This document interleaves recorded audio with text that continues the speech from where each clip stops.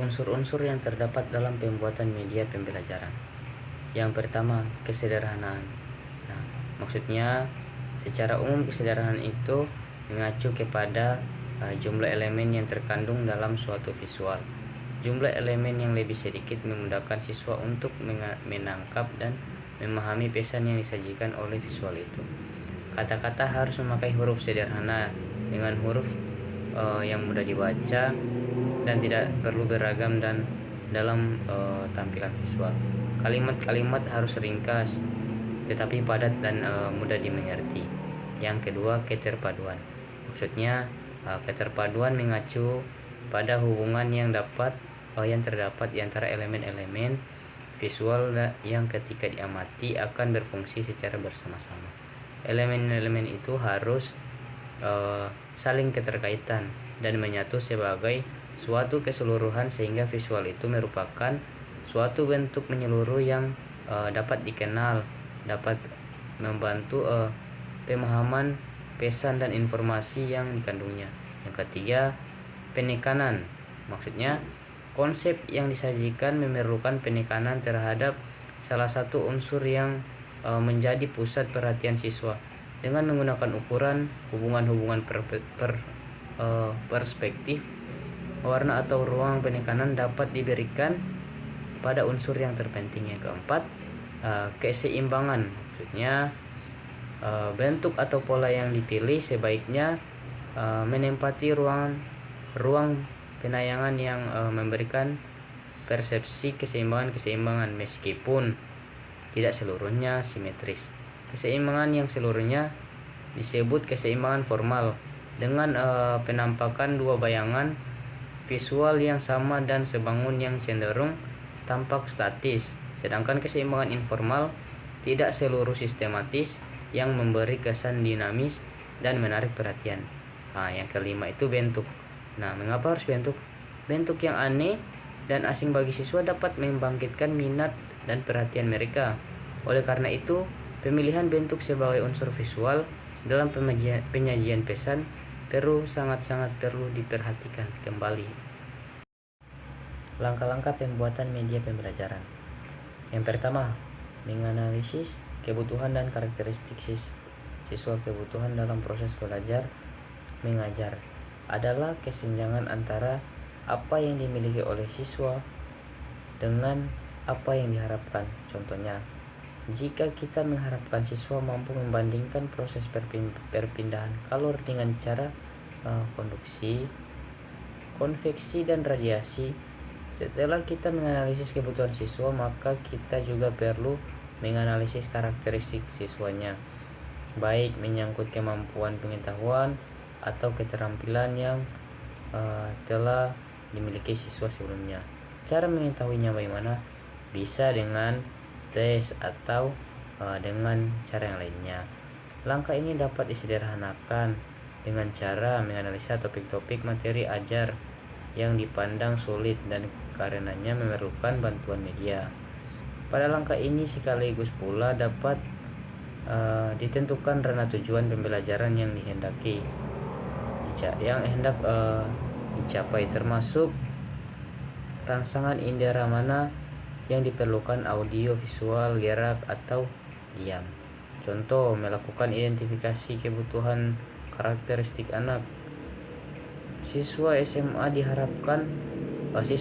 dapat diharapkan sudah memiliki kemampuan membandingkan proses perpindahan kalor dengan cara konduksi, konveksi, dan radiasi, serta mengaplikasikannya dalam kehidupan sehari-hari. Yang kedua, merumuskan tujuan pembelajaran instruksional objektif dengan operasional dan khas. Untuk dapat merumuskan tujuan instruksional dengan baik, ada beberapa ketentuan yang harus diingat, yaitu tujuan pembelajaran harus berorientasi kepada siswa. Artinya, tujuan itu benar-benar harus menyertakan adanya perilaku siswa yang dapat dilakukan atau diperoleh setelah proses belajaran dilakukan.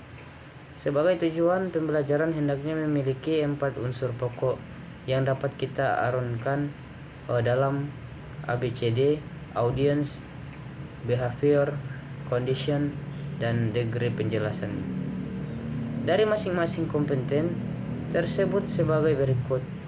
Pertama, audiens adalah menyebutkan sasaran atau audien yang dijadikan sasaran pembelajaran. Yang kedua, behavior adalah menyatakan perilaku spesifik yang diharapkan atau didapat dilakukan setelah pembelajaran berlangsung. Yang ketiga, C, condition adalah menyebutkan kondisi yang bagaimana atau di mana si sasaran yang dapat mendemonstrasikan kemampuannya atau keterampilannya. Yang keempat atau D, degree adalah menyebutkan batasan tingkatan minimal yang dapat dicapai. Yang ketiga, merumuskan butir-butir materi secara terperinci yang mengandung tercapainya tujuan. Penyesuaian rumusan butir-butir materi adalah dilihat dari sub kemampuan dan keterampilan yang dijelaskan dalam tujuan khusus pembelajaran, sehingga materi yang disusun adalah dalam rangka mencapai tujuan diharapkan dari kegiatan proses belajar mengajar tersebut. Setelah daftar butir-butir materi dapat diperinci, maka langkah selanjutnya adalah mengurutkannya dari yang sederhana sampai kepada tingkatan yang lebih rumit, dan dari hal-hal yang konkret kepada yang abstrak. Manfaat media pembelajaran secara umum. Manfaat media dalam proses pembelajaran adalah memperlancar interaksi antara pembelajar dengan pelajar sehingga kegiatan pembelajaran akan lebih efektif dan efisien. Nah, secara berurutan, manfaat media pembelajaran yaitu yang pertama, penyampaian materi pembelajaran dapat diseragamkan.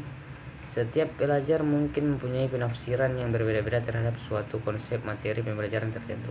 Yang kedua, proses pembelajaran menjadi lebih jelas dan menarik. Dengan berbagai potensi yang dimilikinya, media dapat menampilkan informasi melalui suara, gambar, gerakan, dan warna, baik secara alami maupun manipulasi. Materi pembelajaran yang dikemas melalui program media akan lebih jelas dan lengkap, serta menarik minat pembelajar. Yang ketiga, proses pembelajaran menjadi lebih interaktif. Jika dipilih dan dirancang secara baik, media dapat membantu pembelajar dan pembelajar melakukan komunikasi dua arah secara efektif selama proses pembelajaran.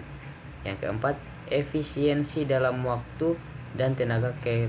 Keluhan yang selama ini sering kita dengar dari pembelajar adalah selalu kekurangan waktu untuk mencapai target kurikulum. Sering terjadi pembelajar menghabiskan banyak waktu untuk menjelaskan suatu materi pembelajaran. Yang kelima, meningkatkan kualitas hasil belajar dari pembelajar. Penggunaan media bukan hanya membuat proses pembelajaran lebih efisien, tetapi juga membantu pembelajar menyerap materi pelajaran lebih mendalam dan utuh. Keenam, media memungkinkan proses pembelajaran dapat dilakukan di mana saja dan kapan saja. Media pembelajaran dapat dirancang sedemikian rupa sehingga pembelajaran dapat melakukan kegiatan pembelajaran secara lebih leluasa, kapanpun dimanapun, tanpa tergantung pada keberadaan seorang pembelajar.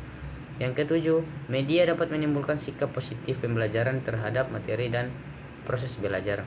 Dengan media, proses pembelajaran menjadi lebih menarik, sehingga akan mendorong pembelajar untuk mencintai ilmu pengetahuan dan gemar mencintai sumber-sumber ilmu pengetahuan. Yang kedelapan, mengubah peran pembelajaran ke arah yang lebih positif dan produktif.